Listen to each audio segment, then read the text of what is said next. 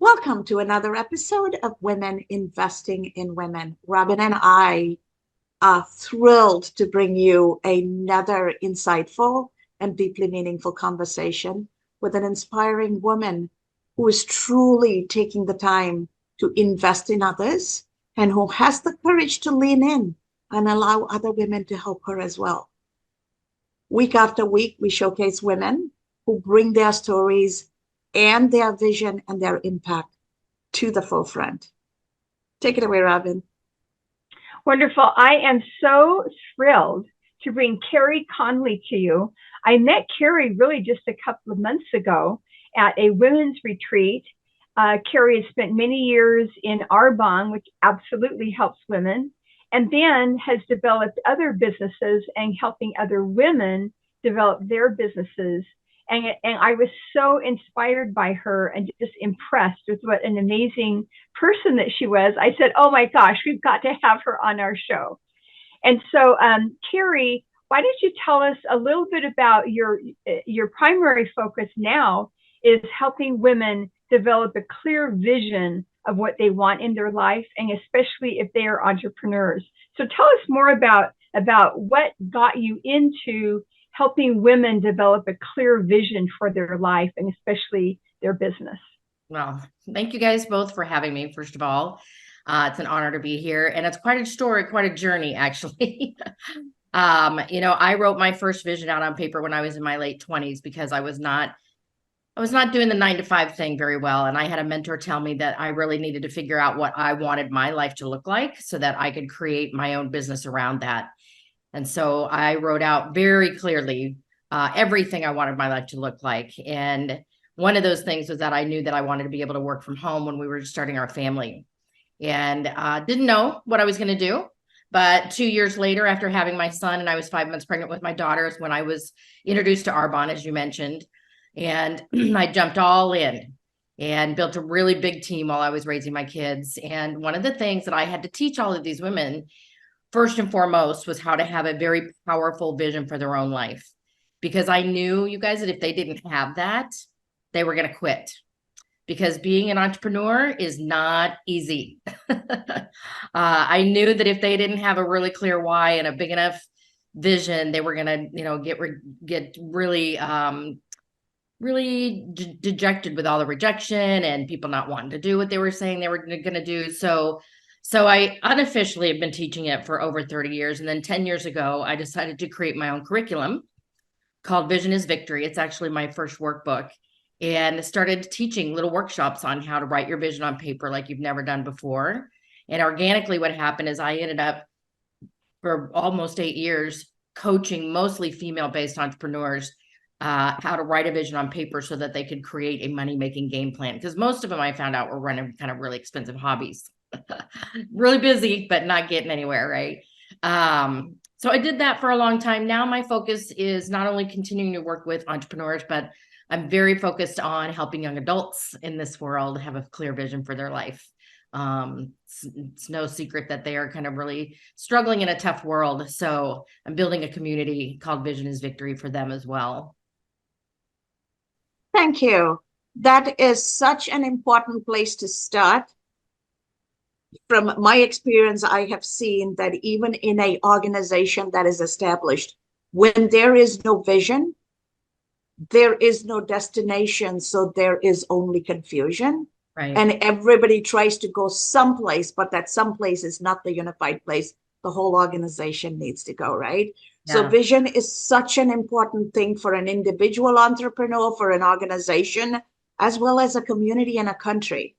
So I'm so glad you're doing this with younger people, because they're going to grow up having a vision of who they want to become instead of what they want to do, right? Everything they do sits in the sweet spot of where they see themselves as humans. Talk to us about how that journey is helping transform the next generation of leaders, because they are getting to see the ability to set the vision as a way of having a GPS and knowing where they're going with the understanding of why they're going there. Right. So this is such a big mission for me. I don't think you guys introduced this in my bio, but I have lost 2 family members to suicide, and one of them was my 25-year-old son. And so I became very, very focused on them because I'm so aware of what's happening in their world. When I say young adults, I'm talking early 20s to early 30s, maybe even mid 30s.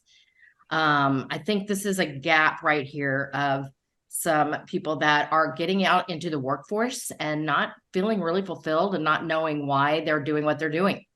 I think most of them will tell you that they followed a path of getting educated, getting a good degree, getting a good job. And then, year out, 2 years out, they're looking around thinking, okay, this is it. Like, what's next? And when I ask them, because I'm associated with a lot of them, I love them. When I ask them, what do you see your life looking like 3 to 5 years from now? Most of them tell me, I don't even know what this looks like 3 months from now, let alone 3 years. And they feel like they're drifting. And it's a very unsettling feeling because they just don't have that point direction, and they haven't ever been asked, what is it that you truly, truly want your life to look like? And then they start families, they get married and start families. And then they're really thinking, okay, what does our future hold? And so my hope to pour into them more direction, knowing their purpose, following their authentic reason for being on this planet, not just the doing, Cass, like you're talking about, but actually becoming who they want to become.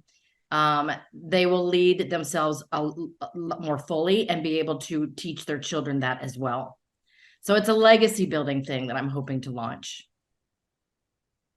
As I sit here listening to you and think about the young people that I know, what a powerful message to think about, my life, 3 months, 4 months from now, my life, 3 years from now, 1 year from now, 5 years from now, being able to envision that and capture it and capture that in writing, and then be able to create pathways to get there. So my question is, how do you help people, either young people or the young at heart people, move from here is this lovely thing on paper to how do I create a pathway? How do I build skills? How do I create the stepping stones to bring that into fruition? Sure. So it's kind of a process. And I start with getting people to journal out on paper 3 years from now in every area of their life, what they want it to look like. So I'm talking about their family life, their friends, their fitness and health, their finances, their career. And I use 3 years out because most people, when I tell them, hey, can you get out a piece of paper right now and date it as if it's 3 years from today? And then after the date, can you tell me how old you're going to be on that day and how old your family members will also be? And it's very eye-opening when I see people do this in front of me because they start thinking, oh my gosh, I'm going to be, X number of years old, and my parents are going to be this old, my kids are going to be this old. And they're starting to see some life shifts coming, especially if you have kids.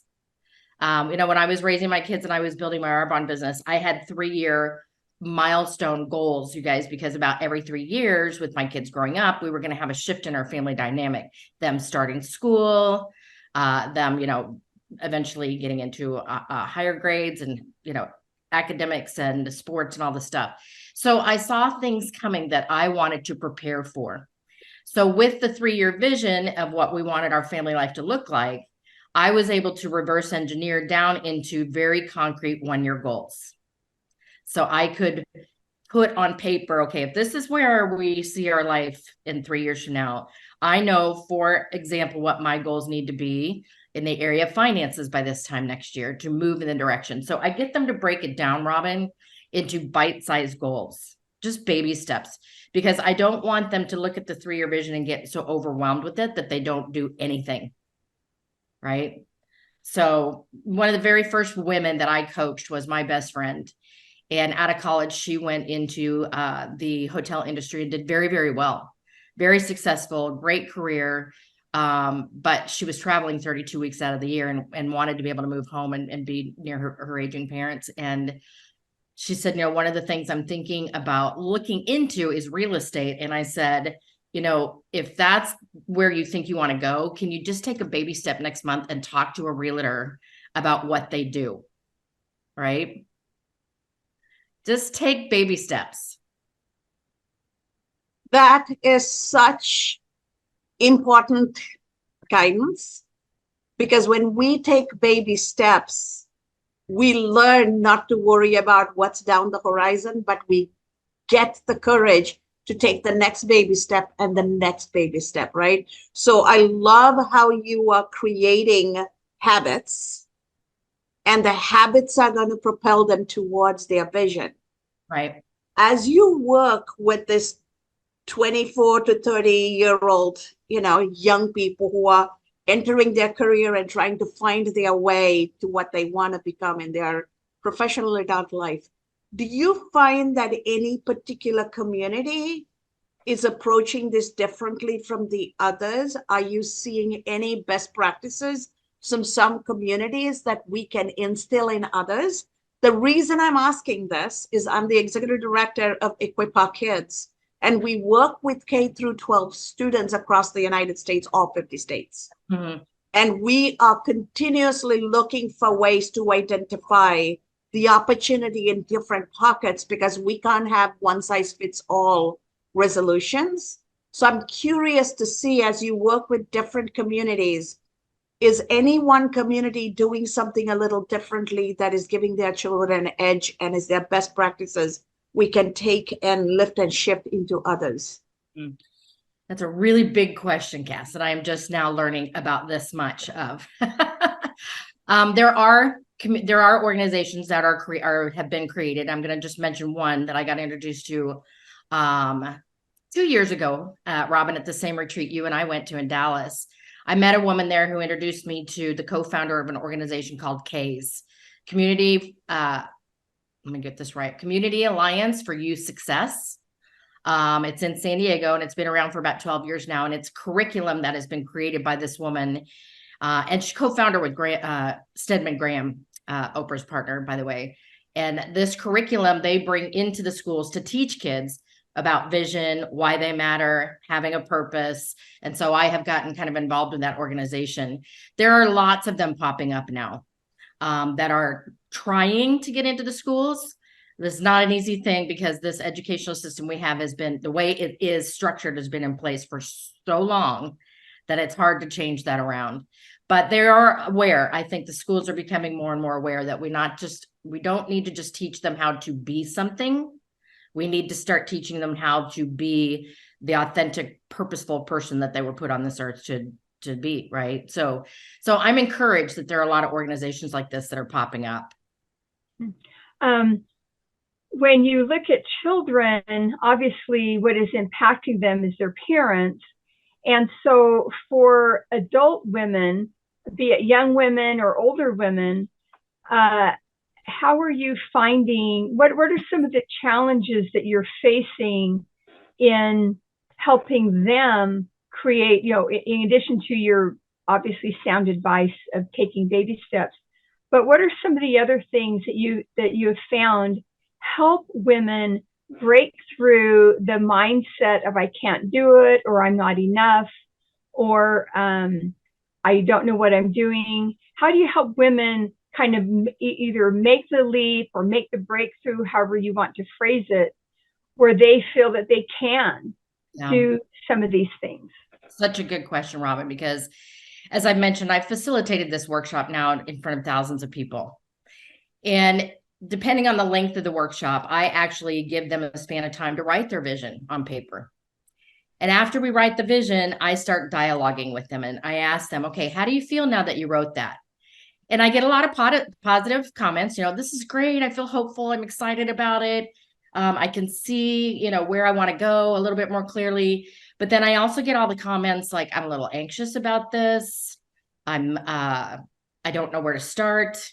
I don't feel like I have the right resources, the right support, the right education. You know, all the things start coming out as to why they don't feel like they can follow that vision.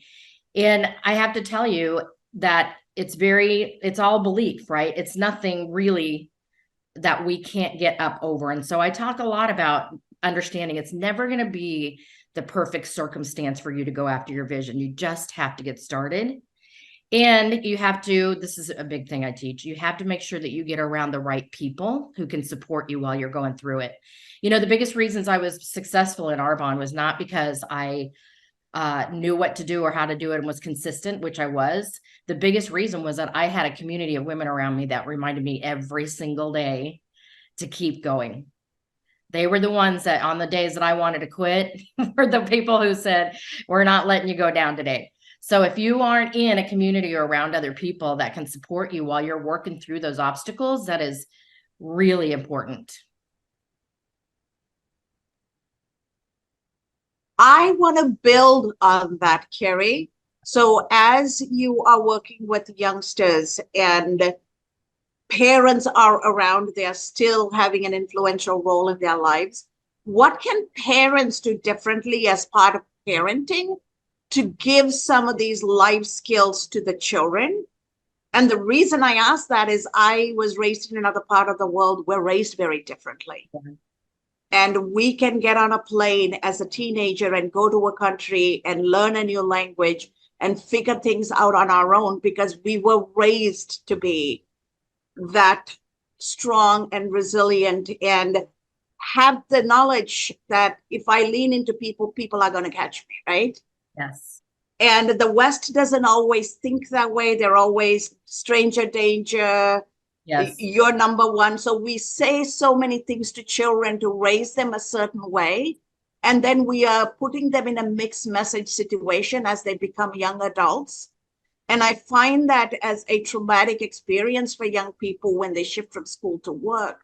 What can parents do differently in this Western world to give that resiliency and grit to children instead of overprotecting and helicoptering? Be the example. It's, you know, when I talk in organizations and networking, when I'm out speaking, that I'm launching this young adult community, it's not so much all the young adults who come forward to me, which they do. It's the parents who come to me and say, oh, please help them. And I say to them, but here's the thing. They need you to be the example. It's so easy for us to tell our kids to go do, you know, go follow your big dream. Don't be afraid when we ourselves are not doing it either. And so I think the biggest thing, I've said this a lot. One of the biggest reasons I did not quit, second reason I never quit on Arbonne on the days I really wanted to. One, I had a community of people that supported me. Two, I had 2 little kids who were watching me. And if I quit when the days got hard on my dream, I knew that basically what I was doing was enabling them to know that it'd be okay for them to quit one day too. And so it's easy for us as parents to tell our kids what to go do, but at the same time, not follow our own dream when they know we have one and we're not going after it.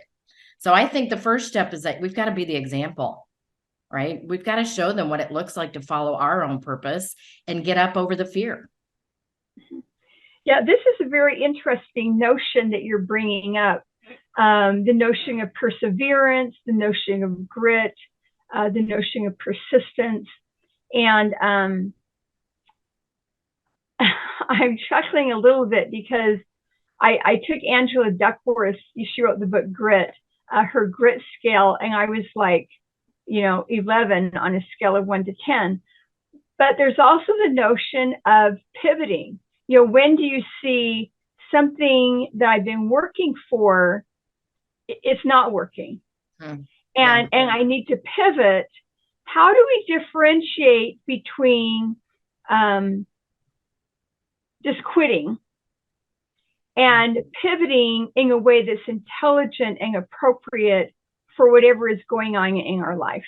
And I know this question is really coming out of left field, but that's the beauty of this podcast. It's totally organic. Well, I think that we have to define pivot. I don't know that you actually ever really pivot. I think what we do is we take one experience and build on to the next one. So as I said, I built Arbonne in a really big team for 20 years while I was raising my kids.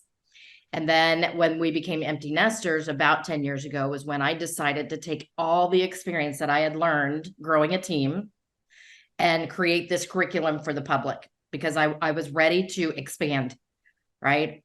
I was ready to take it bigger. So I just took that and created a new brand around speaking and coaching.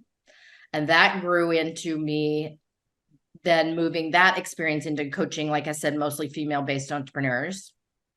Did that very, very well for the past 8 years. But then I knew about a year after my son passing that my purpose, everything that I've been growing and building was leading me to this ultimate mission that I'm on right now. Right. I question some days, like we all do, is this really the path I'm supposed to be on right now? Because it's not easy. I've got a whole new team of people that are taking me in this direction. It's more investing. It's recreating some things, recreating my brand, launching the podcast. It's a lot of stuff. But every time I ask myself, is this a sign that I'm going in the wrong direction? Or am I just being tested? Because I do believe we get tested as we grow. And the answer I always get an answer almost immediately every day, either from some outside voice or a text I get from somebody, or some young adult will reach out to me randomly on Instagram. And I go, all right, I'm going in the right direction. So I think we just need to know that if we're not continually pivoting or doing new things, I don't think we're growing. That is so true, Carey. Because if we are not continually evolving, we're devolving. That's basic fundamental evolution, survival of the fittest, whatever you want to call it, right? So holding our space involves us evolving. And that goes for an individual, it goes for a business, it goes for a society. And so I love how you're approaching it as it is not pivoting, but it is just flowing in your vision and going where your vision takes you, and keep it fluid instead of rigid. And this is where I'm going. No, it's the direction, it's the vision towards I'm going. And if I'm going to accomplish that vision, then here are other things I need to address because the world around me is changing. Right. So it never really is a change, but it's evolving. And I love that approach because then it gives you a mindset of continuous improvement. You're not beating yourself up about making a mistake, right? All of these other negativities get taken away. So how are you helping people get all of these elements in their mindset? Because technically it's a mindset change they need, right? Yes. And in addition to that, also tell us how our audience can get a hold of you. I don't want it to go too late and not have the opportunity to share that. It's just a matter of choice. And every time I use this visual when I'm speaking in front of an audience, what you know is where you are right now. This is your present moment. Your vision over here, right? This over here has to be so big. It's like air to breathe. You've got to want it so bad that you will bust through the walls that are between where you are now and where this is here, right? And I've had a lot of these walls, lots of them. But the reason I got through every obstacle, over every obstacle, grew myself, went through the personal growth, all the things, is because what I wanted over here was bigger than where I was right now, if that makes sense. So that's the key to the vision. It has to be so big and beyond just you, because we'll quit on ourselves all day long. My vision was always about my kids and what I wanted them to see and how I wanted to grow up. So I really want people to understand the importance of that vision. And the best way to stay in touch with me is I actually have a free gift that I would like to give your audience. It's My Vision is Victory downloadable ebook. It's a workbook. And when they take that gift, they'll land in my email newsletter so that they can keep updated on what I'm doing. And the best way to get the book is just to text the word victory, all in caps, to 26786. So, and then I have a website, of course, of careyconley.com, and you can see all my other information there too. That's beautiful. Thanks so much. And I know that our time is absolutely flown by. We have about 30 seconds left. But before Cass wraps this up, do you have like one tiny, most important golden nugget that you would like to leave with the wonderful people who will listen to this later on? Don't do it. Like I said, just don't. You've got to have a vision that's bigger than you.